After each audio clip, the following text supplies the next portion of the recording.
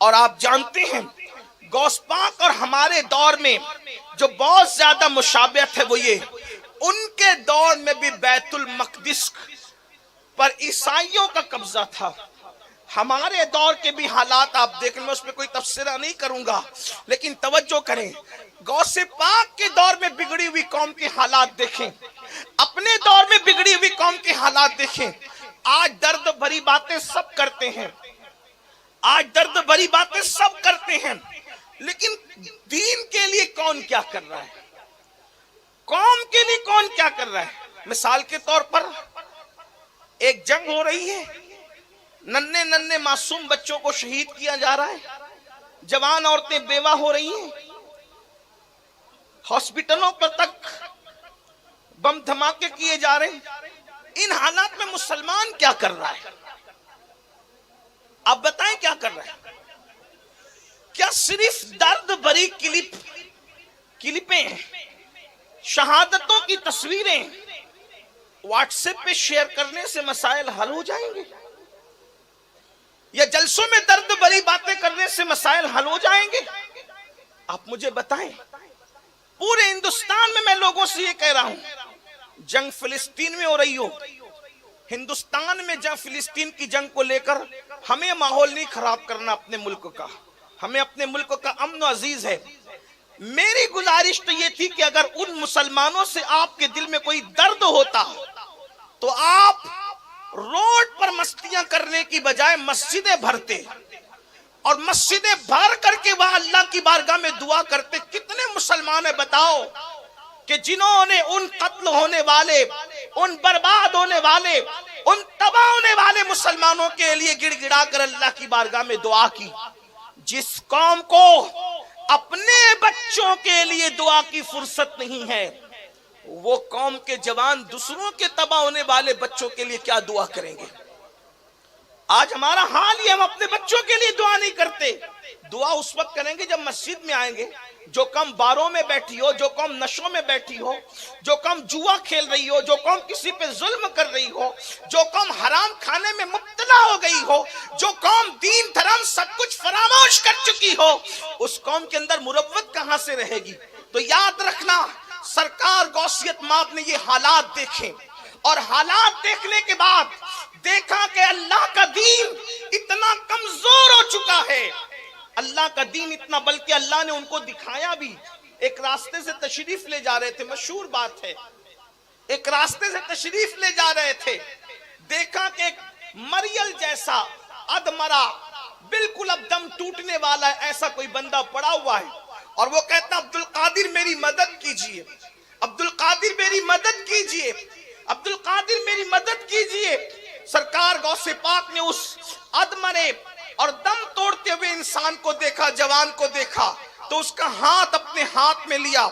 علماء فرماتے ہیں، سیرت نگار لکھتے ہیں کہ مرشد غوث پاک نے جیسے اس جوان کا ہاتھ اپنے ہاتھ میں لیا، وہ ایک تندرست توانا ہو کر کے کھڑا ہو گیا. آپ نے ہاتھ میں لیا اور وہ تندرست ہو کر کے کھڑا ہو گیا. تو آپ کو حیرت ہوئی، تو اس نے کہا عبدالقادر میں کوئی انسان نہیں ہوں، بلکہ اللہ نے آپ کو یہ بتانا تھا کہ آپ کے نانا کا دین بالکل اسی حالت میں تھا جیسے آپ نے میری حالت دیکھی، مگر آپ نے میری مدد کی تو آپ نے مجھے زندہ کر دیا، آپ کے نانا کے دین کو زندہ کر دیا. آپ محی الدین و محی الدین، دین کو زندہ کرنے والے ہو. وہاں سے جب آپ نکلے اور مسجد میں گئے تو پوری مسجد پکار رہی تھی، یا محی الدین، یا محی الدین، اے دین کو زندہ کرنے والے، دین کو زندہ کرنے والے. دیکھ لیں، ہر انسان کو خدمت کی بنیاد پر الگ الگ لقب ملا. کسی کو امام اعظم کہا گیا، کسی کو مجدد کہا گیا، کسی کو مفسر کہا گیا، کسی کو کچھ کہا، کسی کو کچھ کہا، کسی کو کچھ کہا. لیکن یہ شان غوث اعظم کی ہے. محی الدین صرف غوث پاک کا لقب ہے کہ آپ نے دین کو زندہ کیا ہے. لوگوں کو اس پہ حیرت ہے کہ وہ مردے کیسے زندہ کرتے تھے. ہم نے کہا سب کا اپنا اپنا ذوق ہے، ہمیں مردہ زندہ کرنے پہ کیا حیرت ہوگی؟ جو خدا کا دین زندہ کر سکتا ہے وہ مردوں کو کیوں زندہ نہیں کر سکتا؟ مردوں کو زندہ کرنے سے بڑی زندہ کرنا ہے، لیکن اس کے لیے غوث پاک نے محنت کتنی کی. آپ نے قوم کو قرآن و سنت کی طرف بلایا، آپ نے اللہ کے بندوں کو اللہ کی طرف بلایا. آپ نے واز کے ذریعے سے جو محنت کی ہے، آپ کی واز و نصیحت کی کل مدت جو ہے 40 سال کم و بیش بتائی جاتی ہے. اور آپ اللہ اکبر شروع میں جب خطاب فرماتے تھے، بلکہ آپ تو پہلے خطاب ہی نہیں کرتے تھے، آپ نے طویل عرصہ گمنامی میں گزارا، آپ کو کوئی جانتا نہیں تھا. غوث پاک فرماتے ہیں نہ میں بغداد والوں کو جانتا تھا، نہ بغداد والے مجھے جانتے تھے، بلکہ میں جنگلوں میں اللہ کی عبادتیں کرتا اور بھوک اور پیاس کی وجہ سے میں بے ہوش ہو کے زمین پہ گر پڑتا تو جنگلی لوگ یا شکاری لوگ یا لکڑہارے مجھے اٹھا کر کے لے جاتے اور مردہ سمجھ کر کے مجھے تختے پہ لٹا دیتے، اور جب غسل دینے کے لیے مجھ پہ پانی ڈالتے تو میں آنکھ کھول کر کے کہتا کیا کر رہے ہو؟ تو لوگ کہتے تو مر چکا تھا اجنبی. میں مستانہ وار نعرہ لگا کے نکل پڑتا. سرکار غوث پاک فرماتے ہیں اللہ کی عبادت میں نے اتنی مشقتیں جھیلی، جو تکلیفیں میں نے اٹھائی ہے، اگر وہ پہاڑ پہ ڈال دی جائے تو پہاڑ ریزہ ریزہ ہو جائے. یہ مرتبے یوں نہیں ملتے. آج مردہ زندہ کرنے کا شوق سب کو ہے، آج پانی پر چلنے کا شوق سب کو ہے، لیکن آپ سے پوچھتا ہوں جس قوم کا حال یہ ہو کہ جمعہ کی 14 رکعتیں پڑھنا بھی جن پہ بھاری پڑتی ہو، ان کو یہ مرتبے کیسے ملیں گے؟ ان کو یہ مقام کیسے ملیں گے؟ ان کو یہ عظمتیں کیسے ملے گی؟ یاد رکھنا یہ مرتبے یوں ہی نہیں ملا کرتے، بڑی محنتیں ہوتی ہے. تو سرکار غوثیت مآب، میں جلدی اپنی بات کی طرف آ رہا ہوں. سرکار غوثیت مآب نے پہلے تو گمنامے میں زندگی گزاری. خود فرماتے ہیں ایک مرتبہ رسول اللہ اور مولائے کائنات کی مجھے زیارت ہوئی. فرماتے میں نے حضور کو دیکھا، مولا علی کو دیکھا، تو اللہ کے رسول نے فرمایا عبد القادر میرے بیٹے تم خطاب کیوں نہیں کرتے، تم بیان کیوں نہیں کرتے؟ اس کی نانا جان میں اجمی ہوں. آپ کا تعلق گیلان سے تھا اور گیلان ایران کا ایک علاقہ ہے، تو عرض کے نانا جان میں اجمی ہوں، یہاں کے لوگ عربی ہیں، میں کیسے خطاب کروں؟ تو اللہ کے رسول علیہ السلام نے فرمایا اپنا منہ کھولو، اور 7 مرتبہ لعاب دہن آپ نے غوث اعظم کے منہ میں ڈالا، اور 7 میں مولا کائنات بھی تھے. مولا علی نے 6 مرتبہ ڈالا. تو غوث پاک عرض کرتے ہیں بابا جان نانا نے 7 مرتبہ اور آپ نے 6 مرتبہ کیوں ڈالا؟ قربان جائیں ادب کا انداز دیکھیں. مولا علی فرماتے ہیں میرے بیٹے رسول اللہ کے ادب کی وجہ سے میں نے 6 مرتبہ ڈالا، اگر 7 مرتبہ ڈالتا تو برابری کا شائبہ ہوتا، اور اس میں بے ادبی تھی. تو بے ادبی سے بچنے کے لیے حضور نے 7 مرتبہ ڈالا تو میں نے 6 مرتبہ ڈالا. اس سے پتا چلا وہ علی مرتضی ہو کر حضور کا اتنا ادب کرتے ہیں. آج ہمارے پاس حضور کا کیا ادب ہے؟ ہم قوت عشق کی بات کرتے ہیں. جس قوم کے پاس ادب نہ اس قوم کے پاس عشق کیسے ہو سکتا ہے؟ عشق تو ادب والی قوم کے پاس ہوتا ہے، بے ادبوں کو کبھی عشق نصیب نہیں ہوتا. آج یہ قوم بے ادبی کی طرف ہے، بے ادب ہو چکی ہماری قوم.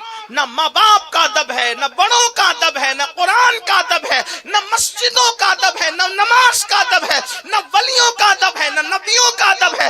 حتیٰ کہ یہ قوم اللہ کا ادب بھی بھول چکی. وما قدر اللہ حق قدرہ، تم نے اللہ کی وہ قدر نہیں کی جو قدر کرنے کا حق تھا. جو قوم خدا کی بے ادب ہو جائے اس قوم کو تباہ ہی کیا جاتا ہے، اس قوم کو برباد ہی کیا جاتا ہے. آپ کہیں گے امین القادری تو کیسی بات کر رہا ہے، ہم اللہ کے بے ادب ہیں. میں نے کہا پھر کیا ہو، مجھے فلسفہ یا خود سمجھا دو یا سمجھ لو. اللہ کے بے ادب ہو، رسول اللہ کے بے ادب ہو، اور جان بوجھ کر نہیں لاشعوری طور پر کر رہے ہو. میں آپ کو گستاخ رسول کہنے نہیں آیا، آپ مجھ سے بڑے عاشق رسول ہیں، آپ مجھ سے بڑھ کر اللہ سے محبت کرتے ہیں، لیکن لاشعوری طور پر ہی صحیح کہیں نہ کہیں بے ادبی ہو رہی ہے. آپ کہیں گے وہ کیسے؟ صرف مجھے ایسا لگتا ہے کہ ٹائم پورا ہو رہا ہے، اچھا 10 منٹ میں نپٹوں گا، بات سمیٹ لوں گا. وقت کی گنجائش جتنی بس اتنی بات کریں گے، لیکن آپ توجہ کرنے چلیے اسی بات ختم کرتے ہیں. کیا اللہ کا ادب، رسول اللہ کا ادب یہ قوم بھول چکی، اسی لیے مٹ رہے ہیں، لٹ رہے ہیں۔ تمہارے گھر لوگوں کی عزت پر ہیں، طوفان کی عزت پر ہے، تباہیوں کی عزت پر ہے، ہواؤں کی عزت پر ہے۔ جس دن تم اللہ رسول کے بعد اب بنو قوت عشق پیدا کرو، کسی ماں نے ایسا لال پیدا نہیں کیا کہ تمہاری آنکھ میں آنکھ ڈال کر کے دیکھ سکے۔ اللہ کا ادب نہیں کرتے، رسول اللہ کا ادب نہیں کرتے۔ دلیل کیا ہے؟ جو مجھے سمجھ میں آتی وہ یہ، توجہ کرنا، بس بات ختم ہوتی ہے، خاص توجہ۔ اگر آپ کے ابا جی آپ کو دیکھ رہے ہیں، اگر سب کی توجہ ہے تو بات ختم کرتے کرتے میرے دل کا درد ہے، میں کوئی خطیب ادیب آدمی نہیں، ٹوٹے پھوٹے جملے لے کر آپ کے دروازے دل پر اپنے دل کا درد انڈیلنا چاہتا ہوں۔ بس اللہ کرے کسی کے دل میں بات اترے اور کسی کی زندگی بدل جائے تو میرا آنا، آپ کا آنا، ہم سب کا آنا کامیاب۔ اگر ابا جی دیکھ رہے ہیں اور باپ کا ادب دل میں موجود ہے، توجہ، اگر باپ کا ادب دل میں موجود ہے اور ابا دیکھ رہے ہیں، آپ کو پتا ہے کہ ابا دیکھ رہے ہیں اور آپ کے ہاتھ میں سگریٹ ہے، سگریٹ پیو گے ابا دیکھ رہے ہیں تو آپ کی اپنی طبیعت سے جواب دے، مجھے کوئی زبردستی نہیں جواب دینا ہے تو کوئی بات نہیں، لیکن صرف اتنا سن لے، اپنے ضمیر کی عدالت میں خود کو کھڑا کر کے اپنے آپ سے پوچھو۔ بہت عدالتوں کے دروازے کھٹکھٹائے، کچہریوں کے دروازے کھٹکھٹائے، کبھی اپنی ضمیر کی عدالت میں کھڑے ہو کر اپنے آپ کے خلاف مقدمہ کرو نا، پوچھو۔ اگر باپ دیکھ رہا ہے اور باپ کا سچا ادب تمہارے دل میں ہے تو تم اس کے سامنے سگریٹ نہیں پیتے۔ باپ دیکھ رہا ہو تو اس کے سامنے سگریٹ نہیں پیتے، باپ دیکھ رہا ہو اس کے سامنے کسی لڑکی کو نہیں چھیڑتے، باپ دیکھ رہا ہو باپ کے ناپسندیدہ کام نہیں کرتے۔ اگر باپ دیکھے تو سگریٹ نہیں پیتے اور اللہ دیکھ رہا ہے، پھر کس منہ سے زنا کرتے ہو؟ اللہ دیکھ رہا ہے، رات کے 3-4 بجے تک نرم نرم گدوں پہ لیٹ کر کس منہ سے گندی فلمیں دیکھتے ہو؟ اللہ دیکھ رہا ہے۔ اگر آپ کا یہ عقیدہ ہے کہ اللہ نہیں دیکھ رہا ہے، پھر آپ سب کچھ ہو، مسلمان نہیں ہو سکتے۔ اور اللہ دیکھ رہا ہے تو باپ کے دیکھنے پہ سگریٹ چھوڑ دی، باپ کے دیکھنے پہ لڑکی کی طرف نظر نہیں ڈالی، اللہ تو ہر وقت دیکھ رہا ہے۔ اللہ فرماتا ہے ان اللہ کان علیکم رقیبا، اللہ تم پر کڑی نگرانی فرما رہا ہے۔ ان اللہ خبیر بما تعملون، اللہ کو تمہارے تمام اعمال کی خبر ہے۔ اللہ تمہارے ساتھ ساتھ ہے، ہوا معاکم اینما کنتم، تم جہاں کہیں ہو اللہ تمہارے ساتھ ہے۔ کمروں میں چھپے ہو تو بھی اللہ تمہارے ساتھ ہے، ہواؤں میں پرواز کر رہے تو بھی اللہ تمہارے ساتھ ہے، غاروں میں تو بھی اللہ تمہارے ساتھ ہے، زمین کی پستیوں میں تو بھی اللہ تمہارے ساتھ ہے۔ جب کوئی ساتھ نہیں ہوتا تو وہ ساتھ ہوتا ہے، جب تمہارے بدن پہ کپڑے بھی تمہارا ساتھ چھوڑ دیتے ہیں تو بھی وہ تمہارے ساتھ ہوتا ہے، تمہارا سایہ تمہارا ساتھ چھوڑ دیتا ہے تو بھی وہ تمہارے ساتھ ہوتا ہے، تمہارے افکار و نظریات تمہارا ساتھ چھوڑ دیتے ہیں پھر بھی وہ تمہارے ساتھ ہوتا ہے۔ کتنے ساتھ ہے؟ ہوا معاکم اینما کنتم، تم جہاں کہیں ہو تمہارے ساتھ ہے۔ کتنے ساتھ ہے؟ تو کہتا ہے نحن اقرب الیہ من حبل الورید، وہ تمہاری شہ رگ سے زیادہ قریب ہے، ساری قربتوں کی حد ختم ہوتی ہے اس سے زیادہ وہ قریب ہے۔ جو اتنے قریب سے تمہیں دیکھ رہا ہے، پھر شراب کے اڈے کیسے آباد کرتے ہو؟ زنا کے اڈے کیسے آباد کرتے ہو؟ سود کے دھندے کیسے کرتے ہو؟ عورتوں پہ پاپ کی نظر کیسے ڈالتے ہو؟ دوسرے مذہب کے لوگ عورتوں کو پاپ کی نظر سے دیکھیں، ہمیں تعجب نہیں ہوتا، لیکن جس مذہب اسلام کی تعلیم یہ ہو، مذہب اسلام یہ کہتا ہے اگر عورتوں کے کپڑے سوکھ رہے ہوں، رسیوں پر دیواروں پر سوکھ رہے ہو دوپٹے دوسرے کپڑے، ان کپڑوں کو بھی مت دیکھا کرو، یہ تقوی سے زیادہ قریب ہے، کیونکہ عورتوں کے سوکھتے ہوئے کپڑوں کو دیکھنے سے بھی دل میں گناہ کے جذبات پیدا ہوتے ہیں۔